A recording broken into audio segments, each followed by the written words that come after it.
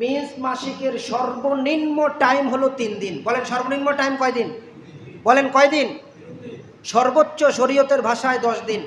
সর্বোচ্চ শরীয়তের ভাষায় কয়দিন? কথা বলেন কয়দিন? 10 দিন। তাহলে 3 দিনের কম যদি হয় এটাকে অসুস্থতা ধরা হবে, এটাকে মাসিক মিন্স ধরা হবে না। যদি ওই টাইমে নামাজ না পড়েন পরে কাজা করা লাগবে, রোজা না রাখেন কাজা করা লাগবে। কয় দিনের কম হইলে? বলেন 3 দিনের কম হইলে। আর 10 দিনের বেশি হইলে তখনও একই অবস্থা। কয় দিনের বেশি? বলেন 10 দিনের বেশিও যদি হয় তাইলে ওই টাইমে নামাজ পড়া লাগবে। 10-এর বেশি টাইমটাতে নামাজও পড়া লাগবে, রোজাও রাখা লাগবে। কথা বুঝে আসলো? দুইটা মাসালা বুঝলেন। সর্বনিম্ন কয়দিন? কথা বলেন সর্বনিম্ন, সর্বোচ্চ। এবার আরেকটা গুরুত্বপূর্ণ মাসালা শোনেন। আমাদের কাছে সবচেয়ে বেশি মাসালা যেটা আসে সেটা হচ্ছে, হুজুর আমার ওয়াইফের কিছুদিন পর পরই ব্লিডিং হয়।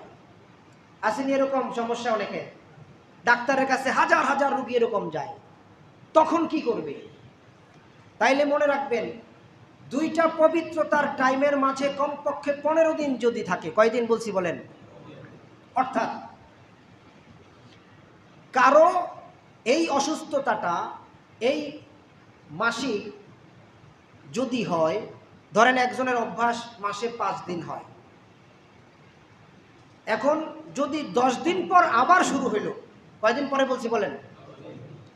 10 দিন পর যদি আবার শুরু হইল, তখন মাসআলাটা কি? তখন মাসআলা হচ্ছে, হয়েছিল কয়দিন? কথা বলেন, আগে হয়েছিল কয়দিন? 5 দিন। শুরু হয়েছে কয়দিন পরে আবার? কথার কথা 10 দিন পরে। তাহলে এই মহিলার জন্য টানা 10 দিনের রোজা মাফ। কি বলছি বলেন? টানা কয় দিনের? টানা 10 দিন। কোন দিন থেকে? প্রথম যেদিন থেকে হলো, প্রথম যেদিন থেকে হইল, ধরেন 1 তারিখে শুরু, 5 তারিখে বন্ধ হয়েছে, পরে আবার 5, 6, 7, 8, 9, 10, 10 তারিখ হইলে আরো 5 দিন সে পবিত্র ছিল নাকি? ধরেন আরো 5 দিন, কয় তারিখ হইল? 15 তারিখ।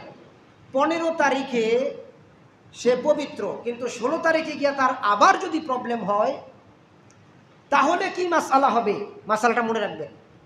তাহলে তার জন্য মাসআলা কি? তার জন্য মাসআলা জানতে হলে 2টা সুরত জানতে হবে। এক হলো, এই মহিলার যদি পুরানো অভ্যাস থাকে, পুরানো অভ্যাস বলতে যে ওনার সাধারণত সব সময় 5 দিন হয় বা 6 দিন হয়, তাহলে তার এই 5 দিন ধরে ওই যে পরবর্তীতে যেটা হলো 10 দিন পর, ওইটাকে অসুস্থতা ধরা হবে। তবে এটাকে হায়েস ধরা হবে না, ওই সময় নামাজ পড়া লাগবে, রোজাও রাখা লাগবে। ভাই মাসালা কি বুঝেছেন? আমি জানি মাদ্রাসায় আমরা যারা পড়ি, আলেম যারা, ইফতা ক্লাসে মুফতি যারা, তারাও এই মাসালা বুঝতে অনেক ধকল খায়, পরিষ্কার বুঝে না। আর আমরা জানি আপনারা বুঝেও না বুঝেও চুপ থাকবেন। কথাটা কি বুঝে আসছে? তারপরও যারা বুঝেন, যারা পরবর্তীতে বুঝে নেবেন। কারণ এই ধোঁকা আমাদের ঘরের, আমাদের অঞ্চলের বহু নামাজি মা বোনেরা খায়। তাকে পিটায়ও নামাজ থেকে সরানো যাবে না, কিন্তু না জেনে সে নামাজটা পড়ে না। বলেন আছে না? এমন অনেক মা আছে, তাকে যদি মারেনও সে রোজা ছাড়বে না, ভাঙবে না, কিন্তু না জানার কারণে রোজাটা ভেঙে বসছে। আছে না নাই? এটা সবচেয়ে ভয়ঙ্কর। এজন্য আবারও বলছি, কথা বুঝেন, দুই মাসিকের মাঝখানে কমপক্ষে যদি 15 দিন পবিত্র টাইম না থাকে, তাহলে বুঝবেন পরবর্তী যেটা হলো ওইটা মিন্স নয়, ওইটা মাসিক নয়। ওই সময় নামাজ পড়া লাগবে, ওই সময় রোজা রাখা লাগবে। কয়দিনের কথা বলছি বলেন? কয়দিনের কথা বলছি? সবচেয়ে আশ্চর্য কি জানেন? জাহেল, জাহেলে মোরাক্কাব, 2টা গোষ্ঠী সমাজে আছে। এক গোষ্ঠী হচ্ছে জাহেল, জানেই না। আরেক গোষ্ঠী হচ্ছে আমি যে জাহেল এটাও আমি জানি না। কয়টা গোষ্ঠী কথা বললাম? আমরা যে মূর্খ এটাও আমার জানা নাই, এটাও আমার জানা নাই। আমি আপনাদেরকে কি বলছি, কথাটা পরিষ্কার বুঝলে জবাব দিবেন, চুপ থাকেন না। সব জায়গায় চুপ থাকার সুযোগ নাই, কারণ এই মাসলাটা খুবই ক্রিটিক্যাল। আমি আবারও বলছি, দুই মাসিকের মাঝখানে কমপক্ষে পবিত্রতম সময় কয়দিন হতে হবে? কথা বলেন, কয়দিন? এর কমে যদি কি হয়, দুইটার মধ্যে যদি এর কম সময় হয়, ধরে নেবেন দ্বিতীয়বার যেটা হলো এটা মাসিক নয়, এই সময় নামাজ পড়া লাগবে, রোজা রাখা লাগবে, বাকি সমস্ত হুকুম চলবে। মনে থাকবে কথাটা ভাই?